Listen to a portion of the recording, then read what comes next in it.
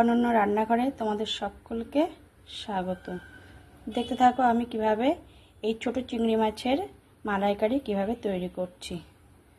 তোমরা এভাবে বানিয়ে অবশ্যই খাবে। দেখো বন্ধুরা, আজ আমি রান্না করব চিংড়ি মালাইকারি। প্রথমে আমি কড়াইতে সরষের তেল দিয়ে একটু জিরে আর একটু শুকনো লঙ্কা ফোড়ন দিয়েছি। জিরে শুকনো লঙ্কা একটু গরম তেলে ভাজা হয়ে গেছে। এবার আমি দেব আদা, রসুন, পেঁয়াজ, কাঁচা লঙ্কা পেস্ট করা রয়েছে, সেটা আমি এখন দিয়ে দিচ্ছি। স্বাদ মতো লবণ, হলুদ,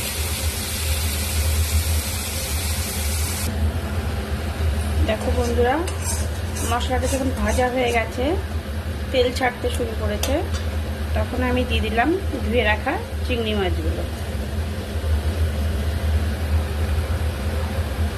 এখন নাড়াচাড়া করার পর আমি দিয়ে দেবো নারকেলের দুধ। একটু দিয়ে দিচ্ছি গরম মশলা। ছোট চিংড়ি দিয়ে ঘরোয়া পদ্ধতিতে কীভাবে খুব ইজি চিংড়ি মালাইকারি করছি। দেখো বন্ধুরা, চিংড়ি মাছটা একটু ভাজা ভাজা হয়েছে, পুরোপুরি শক্ত ভাজা হয়নি। আমি এইরকম নরম নরম অবস্থাতেই, যেটা হালকা নরম থাকবে চিংড়িটা, এরকম অবস্থাতেই আমি দিয়ে দিচ্ছি নারকেলের দুধ। একটু ফুটে উঠলেই নামিয়ে দিতে হবে। দেখতে থাকুন। এরপর দিয়ে দিচ্ছি ফেটিয়ে রাখা টক দই, 2 চামচ মতো টক দই দিয়ে দিচ্ছি। যেহেতু আমার এখানে চিংড়ি মাছ খুব অল্প, তাই 2 চামচ মতো টক দই দিয়ে দিলাম। দেখো বন্ধুরা, আমার মালাইকারি রেডি হয়ে গেছে। এবার একটু পরে আমি নামিয়ে দেবো।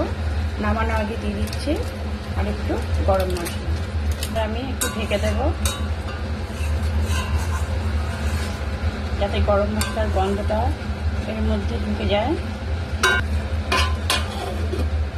দেখো বন্ধুরা, তৈরি হয়ে গেছে আমাদের ছোট চিংড়ি মালাইকারি। দেখো বন্ধুরা, তৈরি হয়ে গেছে আমাদের ছোট চিংড়ি মাছের মালাইকারি। আমার চ্যানেলটিকে সাবস্ক্রাইব করো, পাশে থেকো।